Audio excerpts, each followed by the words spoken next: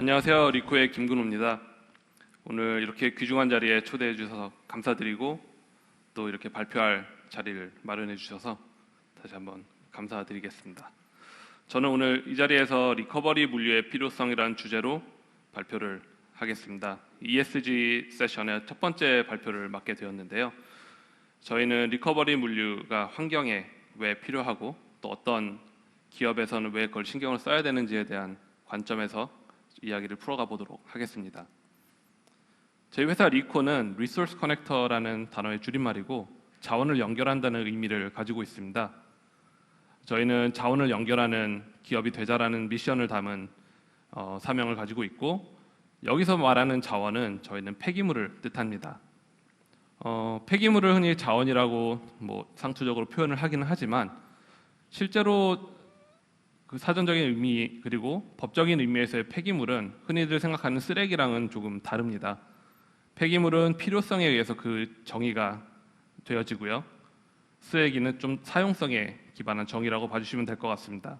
폐기물은 쓰레기를 내포한 조금 더 포괄적인 의미고, 저희는 기업에서 배출하는 폐기물들, 더 사용을 할 수 있건 없건 더 이상 사용하지 않게 돼서 버리는 폐기물들을 적절한 재활용 업체 또 처리 업체로 연결하는 물류 서비스를 기업들에게 제공하고 있습니다. 요즘 폐기물 시장이 많이 화두가 되고 있습니다. 상당히 많은 딜들이 일어나고 있고 사모펀드들이 참여하고 있고 또 대기업들도 이 시장에 뛰어들기 시작했습니다. 국내 폐기물 시장의 규모는 2020년 기준으로 약 25조이고 6% 정도의 성장률로 꾸준히 성장하고 있습니다. 글로벌 시장에서 볼 때 이 폐기물 시장의 규모 그리고 배출량은 국가의 GDP 총액이랑 상당히 밀접한 상관관계가 있습니다. 옆에 그래프를 보시면 실제 코릴레이션이 상당히 높은 모습을 보실 수가 있고, 한국보다 더 GDP 총액이 높은 유럽의 국가들이라든지 미국 같은 곳을 보면 비교가 안 될 정도로 또 많은 폐기물이 배출되고 그만큼 시장이 크다는 것을 보실 수 있습니다. 이 말인즉슨 GDP가 성장함에 따라 폐기물 시장도 같이 성장하는 구조라고 봐주시면 될 것 같습니다. 그럼 폐기물 시장이 국내에서 어떻게 형성이 되어 있는지 조금 더 자세히 설명을 드리겠습니다. 흔히들 폐기물이라고 하면 이제 저녁에 그 형광색 옷을 입으시고 아파트 단지에서 이제 쓰레기를 수거하시는 분들을 많이 떠올리실 겁니다. 흔히들 보시는 그 광경은 B2G 영역의 서비스입니다. 사실 폐기물 시장 크게 B2G와 B2B 영역으로 분리를 할 수가 있고요. 시장 규모로 보았을 때 실제 민간 B2B 시장이 더 큰 규모를 가지고 있습니다. 정의에 의해서 사업장 폐기물은 영리활동으로 인해 발생되는 폐기물들, 즉 기업에서 돈을 벌기 위해 생산활동을 하고 거기서 발생하는 것들을 처리하는 시장이고요. 생활계 폐기물은 일반 시민들이 생활 속에서 배출하는 폐기물들을 처리하는 시장입니다. 사업장 폐기물들은 또 하위 카테고리로 분류를 할 수 있는데요.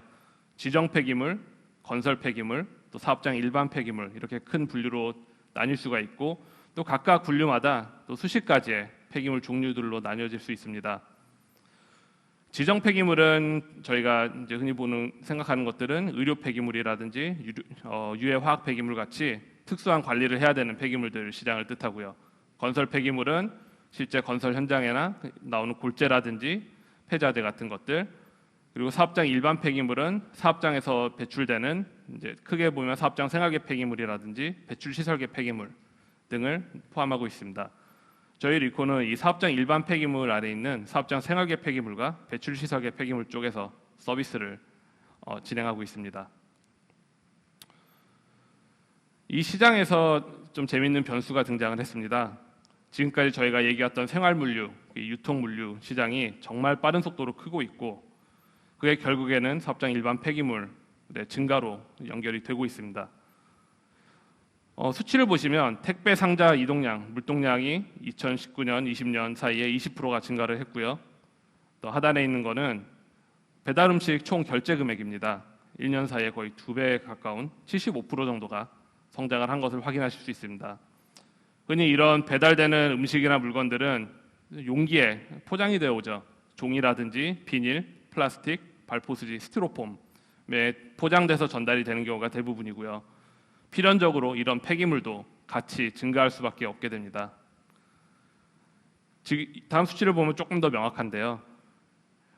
저희가 보통 종량제 봉투에 버리는 이제 쓰레기들, 그런 폐기물에 혼합되는 플라스틱의 배출량이 2013년부터 2019년까지 2배 이상 138%가 상승을 했습니다. 그리고 국민이 1인당 하루에 버리는 폐기물 양이 12% 상승하고 이 상승세는 계속 연결이 되고 있습니다. 이제 이런 폐기물의 상승하는 현상들이 저희 일상생활에도 직접 침투하기 시작했습니다. 보시는 사진들은 이제 실제 저희가 거래하는 고객들 빌딩 아래서 찍은 것들도 있고요. 상단에 보시는 이제 폐기물 배출된 현상들은 저희가 실제 배달 음식을 주로 이제 사용하는 기업 고객, 그리고 저게 한 50명 정도 식수의 배달 음식 폐기물이 될 겁니다. 매 끼 저 정도의 폐기물이 하나의 기업에서 빌딩에서 배출이 되는 겁니다.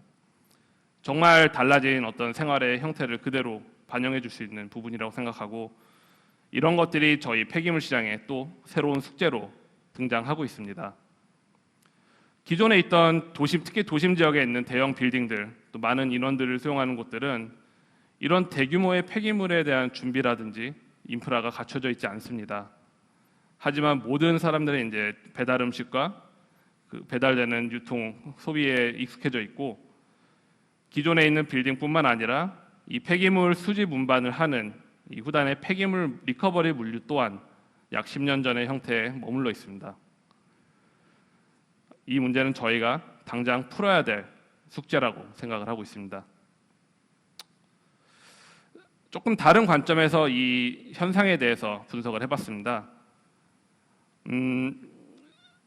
투자 시장에서 지난 이제 수년간 유통과 물류 스타트업에 투자된 누적 투자 금액을 보았을 때 정말 빠른 속도로 투자 금액이 올라가는 것을 볼 수 있고, 이것은 곧 고도화된 이제 유통 물류 서비스, 그리고 더 쉬워진 소비를 견인하고 있습니다.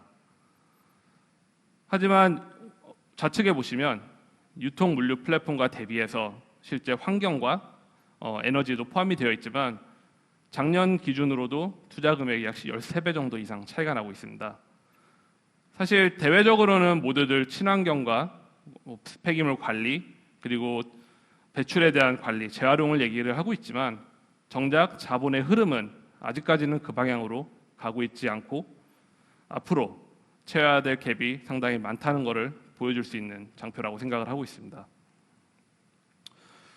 물류의 관점에서 조금 이 시장의 흐름을 보겠습니다. 원재료로 제품이 생산이 되면 유통하고 그게 최종 소비자까지 전달되는 과정을 순방향의 소비 물류라고 저희가 부르고, 최종 소비자들이 이제 사용을 하면 배출하고 버리는 것들이 있습니다. 거기서 사용성이 있는 것들은 수거와 선별이 돼서 재사용처로 전달이 되고 다시 원재료로 가공이 돼서 생산 공장에서 활용이 될 수가 있고요. 거기 사용성이 없어진 쓰레기들은 최종 폐기와 처리 과정을 거치게 됩니다. 이 후단으로 다시 돌아가는 물류를 저희는 역방향 폐기물 물류라고 이야기하고 있습니다. 이 역방향 폐기물 물류를 조금 더 자세히 뜯어보고 실제로 물류가 어느 지점에서 개입을 하는지 보겠습니다. 배출자가 폐기물을 버리면 상단에 있는 것은 실제 사용성이 없는 쓰레기의 물류라고 보시면 될 것 같고, 하단에 있는 것은 이제 선별과 재활용이 될 수 있는 폐기물의 물류라고 봐주시면 됩니다. 배출자가 이제 중간 처리자, 중간 재활용까지 가는데 폐기물 물류가 들어갑니다. 그리고 거기서 소각과 종합 재활용으로 연결되는데 또 다른 폐기물 물류가 들어갑니다. 종합 재활용에서 소각에 가는 부분도 폐기물 물류가 들어가고, 결국 모든 폐기물의 최종 행선지는 매립입니다. 소각돼서 남은 재들이 매립장으로 돌아가게 되고 거기까지는 모든 것들이 폐기물 물류로 관제가 됩니다. 하지만 종합 재활용에서 원재료가 돼서 다시 생산자로 가는 구간은 다시 일반 물류로 전환되는 구간이라고 볼 수 있습니다. 각각의 이제 폐기물 물류가 이런 식으로 폐기물 밸류체인에서 역할을 하게 되고요. 폐기물 물류에 실제 활용되는 차량들, 그러니까 관련 법규에 대해서 간단히 설명드리겠습니다. 일반 화물들은 화물운송물류법에 이제 영향을 받고 영업용 번호판으로 또 지입기사 차량들의 활용이 가능합니다. 그리고 운송 제품에 대한 규정과 명확한 판단이 어느 정도 되어 있고 또 빠르게 이 규정이 따라오고 있습니다. 하지만 폐기물들은 물류가 조금 다릅니다. 폐기물 관리법에 영향을 받고 있고요. 화물 운송과는 또 다른 영역이고, 모든 폐기물 차량들은 보시는 스티커 같은 특정 폐기물을 운반할 수 있는 스티커를 지자체에서 발부받아서 부착을 하고 운영을 해야 됩니다. 하지만 이 폐기물 수집 운반증에는 정확하게 어떤 종류의 폐기물을 이제 운송할 수 있을지 명시가 되어 있고, 그 외의 폐기물을 운송한다면 그것은 불법입니다. 그리고 일반 번호판으로 폐기물을 운송하게 되고, 여기서 차량은 저 수집 운반증 때문에 기업의 소유가 되어 있어야 됩니다. 그리고 영업 번호판이 아니기 때문에 저희가 직영 기사랑 직영 차량을 활용한다는 제약이 있습니다. 운송 제품에 대해서도 사실 불명확한 부분이 아직 많이 존재합니다. 음식물과 플라스틱이 혼재된 폐기물이 음식물 폐기물일까 아니면 그 폐합성 수지의 폐기물일지, 그리고 배출되는 거점에 따라 이게 사업장이 될 수도 있고 배출 시설계가 될 수도 있는데, 이런 정확한 규정과 사례들이 상당히 혼재되어 있는 시장이고 그레이 에어리아가 아직도 많이 존재하고 있는 물류 시장이라고 볼 수 있을 것 같습니다. 여기서 활용되는 차량들도 또 큰 차이가 있는데요. 일반적으로 화물 차량들은 뭐 대표적으로 쓰이는 카고나 탑차, 윙바디, 냉동탑차 예를 들었을 때 범용성이 높고 차량 간의 거래도 상당히 많이 활성화가 되어 있습니다. 그리고 특정 고객만을 이제 거래해야 되는 이런 제약도 없고요. 하지만 폐기물 차량의 경우는 기본적으로 대당 단가가 상당히 높은 편입니다. 폐기물들은 밀폐 운송이라는 것이 돼야 되고, 또 종류나 성상에 따라 추가적으로 많은 장치랑 장비들이 들어가게 됩니다. 그리고 아까 앞서 말씀드린 것처럼 허가에 따라 운송할 수 있는 화물, 즉 폐기물의 종류가 지정되어 있고, 계약되어 있지 않는 폐기물들을 마음대로 운송할 수가 없습니다.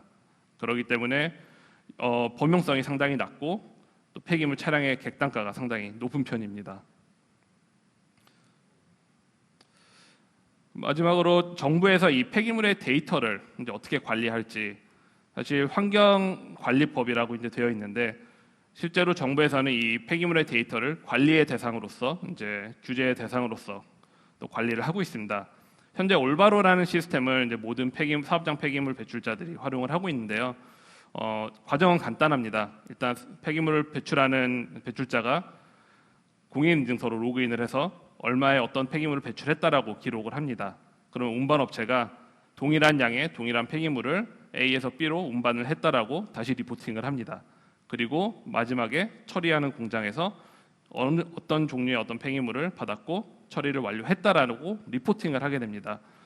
이 세 가지 스텝 모두가 리포팅에 기반한 이제 신뢰를 가져가는 시스템이고, 이 3자 간의 데이터가 종류와 양이 맞다면은 승인을 받고 그게 이제 기록이 되어지게 됩니다. 그래서 어떻게 보면은 이제 각자 참여자의 이제 정확한 리포팅에 의존하는 이 데이터 관리의 시스템이라고 볼 수 있는데요. 이 시스템은 여러 가지 이제 한계점이 있습니다. 흔히들 시장에서 많이 보는 몇 가지 포인트들을 이제 예를 들자면, 이 공인 인증서만 있으면 누구든 리포팅을 할 수가 있습니다. 그렇기 때문에 업체들 간에 어떤 대리 리포팅이라든지 입력행 이런 것들이 손쉽게 일어날 수 있고요. 그리고 정확한 밸류 체인의 흐름상의 그 데이터가 확인이 어렵습니다. 무슨 말이냐 하면은, 입력 당사자들끼리 만약에 배출자는 100kg의 폐기물을 버렸는데 운반자 처리자가 이 폐기물들을 정상적으로 처리 공장에서 처리하지 않고 불법 투기를 했습니다. 그리고 이 둘이 결탁을 해서 나는 정상적으로 운반을 했고 정상적으로 처리를 했다라고 리포팅을 하면 이 시스템 상에서는 아무런 문제가 없습니다. 다만 나중에 이게 안 걸리면 괜찮은 거고 걸리면 문제가 되는 거죠. 하지만 이 과정 속에서 배출자는 본인이 위탁 처리한 폐기물이 정말 제대로 행선지로 가서 재활용이 됐고 처리가 되었는지를 신뢰하는 것 말고는 확인할 수 있는 방법이 없습니다. 상당히 허점이 많이 있을 수 있는 시스템이고, 이런 부분들이 앞으로 저희가 고도화되는 폐기물 또 환경 산업에서 또 개선돼야 될 중요한 포인트라고 생각을 하고 있습니다. 그래서 저희는 이 환경 시장의 중요도와 그리고 앞으로 발전해 나가는 방향에 대해서 심각하게 많은 고민을 하고 있고, 거기서 크게 법규와 물류 그리고 관리 시스템의 개선이 이루어져야 가능하다고 생각을 하고 있습니다. 여기서 이제 저희는 자체적으로 그 디지털 기반의 폐기물 서비스인 업박스라는 서비스를 런칭을 해서 실제 운영을 하고 있습니다. 저희가 직접적으로 차량을 운영하면서 물류를 진행을 하고, 가운데 보시는 중앙 관제 시스템 솔루션을 개발을 해서 고객과 그리고 운송 그리고 처리 단의 폐기물 데이터를 관제와 관리를 하고 있습니다. 그리고 고객에게 제공하는 서비스의 어떤 규격화와 또 신뢰할 수 있는 저희 환경 산업 내 파트너십 구축을 통해서 저희만의 새로운 기준을 만들어가고 있습니다. 실제로 저희 서비스가 어떻게 흘러가는지 예시를 들어 간단하게 설명을 드리겠습니다. 폐기물을 배출하는 기업이 쓰레기를 배출하는 순간부터 저희는 데이터 기록을 시작합니다. 그리고 그거를 수거하고 운반하고 또 재활용 공장에다 전달을 하는 과정 속에서 모든 물류를 저희가 직접 핸들링을 하고 그 데이터를 계속 관제를 하게 됩니다. 그리고 자원화 공장에서 나오는 재활용품을 다시 원재료 생산 기업에 전달하는 구간까지도 저희가 데이터를 수집해서 고객한테 제공을 하게 됩니다. 실제 저희가 사례를 들어서 얘기를 드리자면 GS 리테일과 이제 프로젝트를 진행한 적이 있습니다. 실제로도 현재로도 아직도 하고 있고, GS 리테일의 도시락을 납품하는 식품 공장에서 음식 폐기물들을 저희가 수거하고 그것들을 재활용 퇴비로 저희가 재생산을 했습니다. 그 재생산된 퇴비는 이제 GS 리테일이 실제 거래하는 파트너 농가들한테 수매를 해서 제공을 해드렸습니다. 그리고 이 농가에서 생산한 생산품은 다시 GS 리테일에서 구매를 해서 제품 생산에 사용하는 이런 그 룹을 클로즈하는 사례를 만들어서, 저희가 제일 중요하게 생각하는 건 이게 단순히 일회성의 어떤 기업 홍보 차원의 캠페인과 이미지 메이킹으로 끝나는 게 아니라 지속 가능한 캠페인을 기획하고 운영하고 여기에서 나오는 모든 데이터들을 기업에게 전달함으로써 실제 기업의 어떤 ESG에서의 이익축, 즉 환경에서 폐기물 관리, 자원 순환에 대한 데이터를 제공을 해드리게 됩니다. 이런 저희 서비스를 통해서 지금까지 저희는 총 1.7만 톤의 폐기물을 재활용하였고, 그 과정 속에서 온실가스 27,000kg를 저감하는 효과를 내었습니다.